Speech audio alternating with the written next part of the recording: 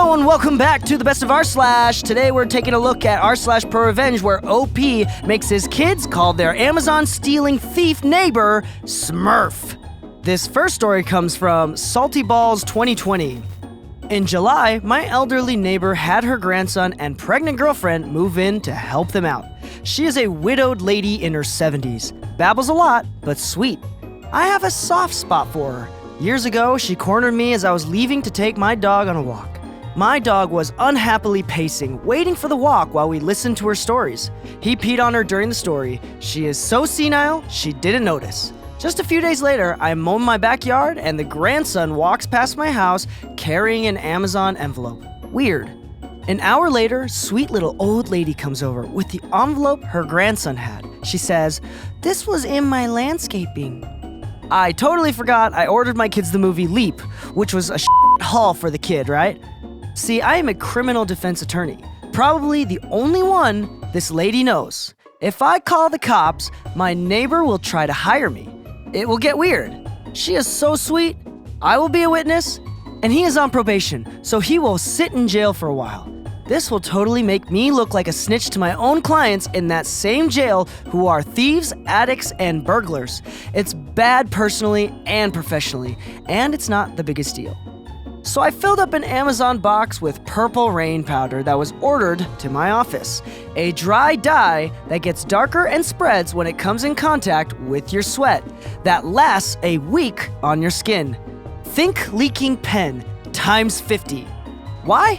I want to shame him, and it won't come back on me. He's not gonna call the cops for stealing my shit. He isn't gonna tell his grandma he stole from me. And if it makes a mess in her house, it's still cheaper for her than hiring a lawyer and paying her grandson's court costs and fines. Yep, the package was gone in 20 minutes. I walked past the home, screams of anger at the pregnant girlfriend. "This won't come off! It's all over my grandma's house!" Priceless.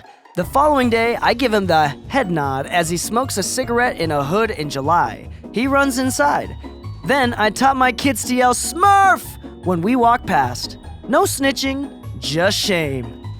OP, I think this was a really awesome way to get back and teach someone a lesson without getting too aggressive. Thank you for sharing this post. This next post has been shared by Scott3496. Full disclosure, this isn't my story. It happened to a friend of mine who lives in the US a long time ago, so dialogue isn't exact. He gave me permission to post it on Reddit, and for ease of writing, I'll write it as if it happened to me. Due to the nature of the story, some details have been changed.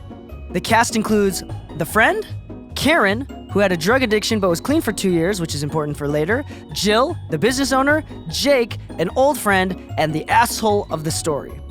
I live with my girlfriend Karen and my old grade school friend Jake, who was working as a sales rep. We live on the outskirts of a well-known city in the States. I was in my late 20s. I found myself looking for work as the bar I was working at closed down. Knowing I was desperate for work, Jake calls me and tells me his new girlfriend Jill just purchased a motel bar with a small kitchen and she is after hired help. Needless to say, I jump at the opportunity as Karen wasn't working. The bills were piling up and our health insurance was due. I called Jill, arranged to meet her at her new property to introduce myself. Jake made the introductions in person and had already told Jill I was hands-on DIY person with hospitality experience.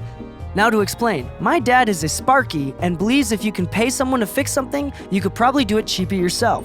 He taught me lots and still does to this day. After a 30-minute chat, Jill tested me with a few odd jobs like rewiring an outlet, fixing a clogged sink, and quizzed me on liquor laws. Needless to say, I was hired that day. Originally, work was all about getting the property ready for business. Jill thought it would have been minor work, like paint, replacement, or fixing of furniture. We soon found out the electrical wires were shot. The whole place needed rewiring, which was a cause of stress for Jill as it would have blown her budget. Luckily for Jill, my dad was between contracts and offered his services using leftover stock, already paid for from other jobs. Jill would need to cover the cost of any new product required. As for labor, his payment, he said, he enjoys a steak and beer on Friday nights.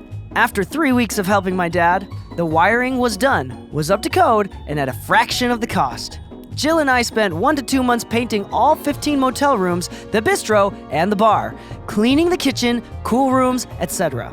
Jake would offer to help, but always left after 20 minutes saying he has to make a sale. Jill often worked well into the night. After all, this was her dream. I'd take some furniture home to restore after hours and return it once restored. Business opened up after 6 months, and thanks to my dad, opened under budget.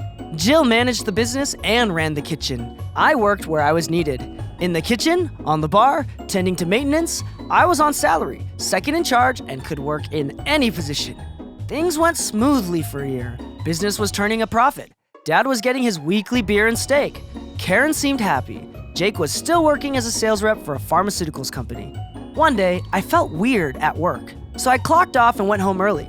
Pulling into my driveway with the exception of a turning gut, things felt normal. Jake's car was there, but he lived there, so I didn't think anything was wrong. As usual, I parked behind Jake. That's important for later. When I opened the door, I found Karen doing the reverse cowgirl with Jake on the couch. After seeing me, Jake grabbed his pants and ran out through the back door. Karen and I argued into the night. She tried blaming me, saying I'm never home and that I'm spending too much time with Jill. Just to be clear, Jill and we were keeping things very professional. I was her employee. I went to bed and told her she can sleep in Jake's bed as she clearly finds it more comfortable. I called Jill and informed her of this as Jake was her boyfriend. She was upset as he cheated on her but admitted she suspected he was seeing someone else. Jill offered me a room at the motel until I figure out my next move. The next day, I loaded my personal effects in the truck. Jake's car was still there as I had blocked it in. I told Karen she can keep the rental and the furniture. I said Karen, I'd be back for my tools in a few hours, and I would appreciate it if she wasn't there. I went home that afternoon to load my tools into my truck. While I was grabbing something from under my workbench, I found a bag I wasn't familiar with. Upon closer inspection, I found a large quantity of little tablets. The way they were packaged and hidden made me realize they were probably ecstasy. A thorough search of the house led me finding 2 more bags and about $12,000 in cash. I put 2 and 2 together and realized that Jake's pharmaceutical sales job was code for drug dealer. And Jake probably traded pills to Karen for sex. I was beyond angry until I realized that I had all I need to get him back. The revenge. Jake's car still hadn't moved. I went inside, grabbed his spare keys, chucked on a pair of gloves that were in the garage.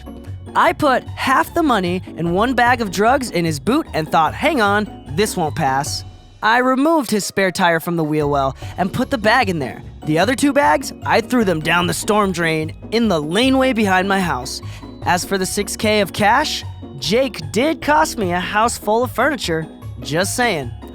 I sent a message to both Jake and Karen with the typical hurt script. I can't believe you did this. We were friends, blah, blah, blah. I've left and I hope you 2 are happy together. I then made an anonymous tip to the local police and ATF about a man fitting Jake's description, loading what looks like drugs into the boot of a car that looked like Jake's car, and provided a partial number plate that matched Jake's car. It didn't take long for law enforcement to find the car and locate the drugs. What I wasn't counting on is Karen was driving the car at the time. She was later released when they found out she was driving the wrong car at the wrong time. A warrant went out for Jake's arrest. The icing on the cake. I found out later that not only was the police after Jake, but also after his supplier, as he had a lot of product. Fast forward 3 months, I purchased a house. I was still working with Jill. Karen was pregnant with Jake's baby and he was on the run. I suspect she was keeping contact with Jake because she suddenly left the district when she was 8 months pregnant. 12 months after the incident, after a drunken night, Jill and I mixed business with pleasure and started dating. That was 10 years ago. We are married, have 2 children, and just opened our 3rd business. Dad still gets his weekly steak and beer. I did hear a rumor that Jake and Karen wound up in Alaska, but can't confirm this. I do feel a little bad about it now because Jake made it possible for me to date Jill and live a wonderful life. I do hope he's well. Too long didn't read. My best friend sleeps with my girlfriend's friend. He now has police and drug gangs chasing him. Nice, OP. It makes me really glad when these have a happy ending. I'm glad that you were able to have 2 kids and have a wonderful family. You have been listening to the best of Rslash. If you like our content, please make sure to leave a thumbs up, as that is the best and fastest way to help grow our channel. Also, if you didn't know already, we release videos every day, 7 days a week. So if you want to see more content in the future, hit that subscribe button.